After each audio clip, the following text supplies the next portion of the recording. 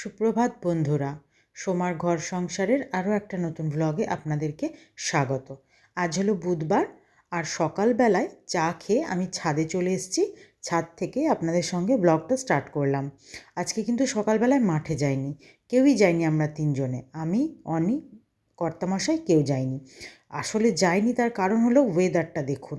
আজকে এত কুয়াশা যে সকালবেলা আর যেতে ইচ্ছে করলো না। পুরো রাস্তা ভিজে আছে, মনে হচ্ছে যেন বৃষ্টি পড়ছে, এত কুয়াশা। ছাদে এসেছি, চারিদিকটা দেখুন, মানে একটু দূরে কিছু দেখা যাচ্ছে না। আর এই কারণেই কিন্তু আমরা সকালবেলা আজকে যাইনি। তো ছাদ থেকে নেমে যাই, এখন কিন্তু যথেষ্ট বেলা হয়েছে, 8:30 বেজে গেছে। তো ছাদ থেকে নেমে যাই, নিচে গিয়ে জলখাবার খেয়ে মা এই দেখুন ঠাকুর ঘর থেকে নেমে এসে কাটাকুটি করতে শুরু করে দিয়েছে, রান্না হবে যা যা, তো সবটা কেটে নিচ্ছে। আর আমি এদিকে জলখাবার সারা হয়ে গেছে সবারই, ছেলে, বুড়ি, আমার, মায়ের, সবার। বুড়ি কাজ করে চলে গেছে। এই যে বাসন একদম সব মুছে শুকনো করতে দিয়েছি। একটু এখন যেহেতু ওয়েদারটা এইরকম, তো চট করে কিছু শুকোচ্ছে না, আর ফ্যানও চালাতে পারছি না, তো বাসনগুলো একটু টেবিলে রেখেছিলাম, একটু শুকিয়ে গেল মুছে। এবার আমি গুছিয়ে তুলে দেব, সব গুছিয়ে তুলবো, তুলে এদিকে মায়ের তার মধ্যে কাটা হয়ে যাবে, রান্নাটা বসিয়ে দেব। আর কি কি রান্না করছি আপনারা সবটাই আপনাদেরকে দেখাবো, আপনারা সঙ্গে থাকুন। তার সঙ্গে আজকে রাত্রেবেলায় একটু ঠাকুর বেরোবে, আজকেই আমাদের বহরমপুরের লাস্ট ঠাকুর বেরোবে। তো আমার রান্না কমপ্লিট হয়ে গেছে, এই দেখুন গ্যাস ট্যাস মোছা একদম পরিষ্কার, এইদিকে সব কমপ্লিট করে নিয়েছি ধুয়ে পরিষ্কার করে। এবার আমি ওপরে যাব, ওপরে গিয়ে ওদেরকে খেতে দিয়ে দেবো, খেতে দিয়ে নিজেও খাওয়া দাওয়া সেরে নেব। আর এই দেখুন সমস্ত খাবার ওপরে তোলাও হয়ে গেছে। তো ওপরে যাই, এসে দেখছি ওপরে কর্তামশাই অলরেডি বসে পড়েছে খাবে বলে। তো চলুন দেখি, রান্নায় আপনাদেরকে দেখিয়ে দিই কী কী আছে। এখানে আছে ভাতটা একদম গরম, কিছুক্ষণ আগেই নামিয়েছি। শীত বলে এখন ভাতটা একটু লেটে করছি, আর যেদিন আগে করি সেদিন ক্যাসারোলে ঢেলে নিই। আর এখানে আছে স্যালাড, এটা ওদের স্যালাড পেঁয়াজ কুচি দিয়ে। আর এখানে আছে আমলার চাটনি, এটা তো কদিন আগেই বানিয়েছি, অল্প অল্প করে হচ্ছে। এখানে আছে আমার স্যালাডটা, আমি তো আগের দিনই বলেছি আমি কাঁচা পেঁয়াজ খাই না বলে আমার স্যালাডটা আলাদা তুলে রাখি। আর এখানে আছে ডিম আলুর ঝোল, আজকে ডিম করেছি বুধবারে। আর এইখানে আছে পালং শীষ, তখন দেখলেন মা কাটছিল, এখানে আছে পালং শীষ চচ্চড়ি। এখানে এর মধ্যে কিন্তু সব কিছু দেওয়া আছে, শিম, আলু, বেগুন, মূলো, মিষ্টি কুমড়ো, সব কিছু। তো খাওয়া দাওয়া কমপ্লিট করে নিয়ে একটু রেস্ট নিচ্ছিলাম, নিয়ে সন্ধেবেলায় আবার নিচে নেমে চলে এলাম। এবার একটু চা বসাবো, আর চা করে নেব, তার সঙ্গে দুধ জাল দেব। আর কিছুক্ষণ আগে একবার নেমেছিলাম, তখন নেমে বাসনটা গুছিয়ে গেছি, বুড়ি বিকেলে যে বাসনটা ধুয়ে গেছে সেটা গুছিয়ে গেছি তখন নেমে। এখন একটু চাটা বসিয়ে দেব, চা বসিয়ে দিয়ে তারপর দুধটাও ফুটিয়ে নেব। দুধটা রাখা আছে, প্রথমে একবার ভেবেছিলাম কফি করব, কিন্তু কফিটা করা হলো না।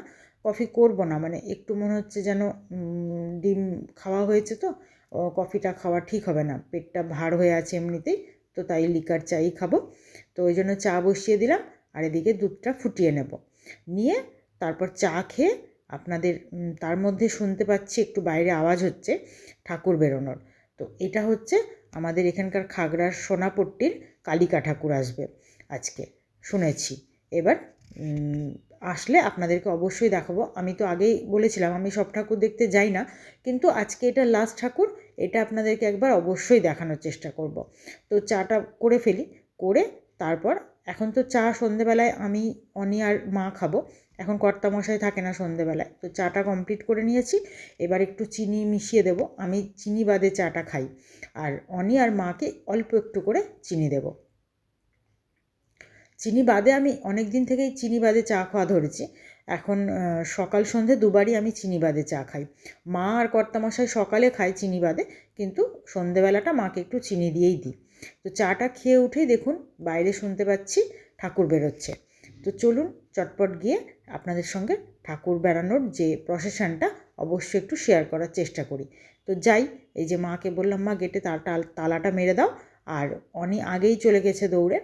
তো চলুন যাই দেখি ঠাকুরটা কত দূর এলো, আওয়াজ তো খুব জোরে পাচ্ছি, দেখা যাক। আর এই কালিকা ঠাকুরটা বেশ সুন্দর হয়, আর শুনেছি বেশ ভালো ভালো আজকে লাইটিংও থাকবে, তো দেখা যাক কেমন হচ্ছে। আপনাদেরকেও একটু দেখিয়ে দিই, আমার তো ঘর থেকে একদম পাশেই, সবাই চলে আসে দেখতে পারার। আমি একটু লেট করেই এলাম চা খেয়ে, এই দেখুন এখানে অলরেডি কত ভিড় হয়ে গেছে রাস্তার গলির মুখে। তো আপনাদেরকেও দেখাই চলুন যতটা পারছি। খুব ভিড় তো, খুব বেশি দেখানো যায় না। তো চটপট এই যে গাড়িগুলো যাচ্ছে, এর পিছনে সব অনেক রকম বাজনা আছে। বাজনায় এই যে সব ডিজে বাজছে, সবাই নাচছে। আর তার সঙ্গে শুনেছি খুব ভালো ভালো আলোকসজ্জাও থাকবে। আর এত সুন্দর সুন্দর আলোকসজ্জা দেখুন, কি ভালো লাগছে দেখতে। অসম্ভব সুন্দর কিন্তু ছিল আলোকসজ্জাগুলো। আর এত সুন্দর মানে অনেক রকম বাজনাও ছিল, দেখতে ভালোই লাগছিলো। এখানে দেখুন বেশ সুন্দর একটা নৌকা করেছে, ভালো লাগছে বেশ দেখতে। আর প্রত্যেকটা আলোকসজ্জা কিন্তু একটু অন্যরকম ছিল। আর এরপরে ছিল বেশ এই যে আর একটা দেখুন আলোকসজ্জা কত সুন্দর হয়েছে, ভালোই লাগছিল দেখতে। আর লোকও হয়েছিল প্রচুর। হ্যাঁ, তবে ভৈরবের মতন নয়। এখানে একটা এখানে দেখুন ভূত সেজে গেল কতজন। আর এখানে ছিল একটা লক্ষ্মীর ঝাঁপি। সব কিছু দিয়ে মিলিয়ে কিন্তু ঠাকুরটা বেশ সুন্দর হয়েছিল, প্রসেশনটা দেখতেও ভালো লাগছিল। আর এরপর চলে আসবে যত ঢাক ছিল সঙ্গে, সেই ঢাকের একটা দল। আর এখানে আর একটা আলোকসজ্জা দেখুন, অসম্ভব সুন্দর। এইগুলোর জন্যই কিন্তু বলছিল যে আজকে অনেক কিছু বেরোবে। আর এখানে দেখুন দুটো পুতুল সাজানো আছে, ডেঙ্গুর কাজ করছে। তাই ডেঙ্গুর প্রসেশনের মধ্যে ডেঙ্গুর কাজের দুটো পুতুল সাজিয়েছে। আর এইখানটায় এবার চলে আসবে কিন্তু আমাদের সেই এই যে ঢাকের দল। এরপর ঢাকির দল যাওয়ার পরই আসবে আমাদের মা কালিকা। এই কালিকাটা কিন্তু একটু অন্য রকমের হয়, মানে মহাদেবের কোলে কালী মা বসে থাকেন। আর নিচেও আবার মহাদেবের নাভিস্থল থেকে একটা পদ্ম উঠে, সেই পদ্মের ওপরে আবার মহাদেব নিজেই মা কালীকে সঙ্গে নিয়ে বসে থাকেন। এই হলো আজকে মা কালিকা। আপনাদেরকে দর্শন করিয়ে দিলাম। কেমন লাগলো আপনারা অবশ্যই জানাবেন। আজকের ভিডিও এই পর্যন্তই। ধন্যবাদ।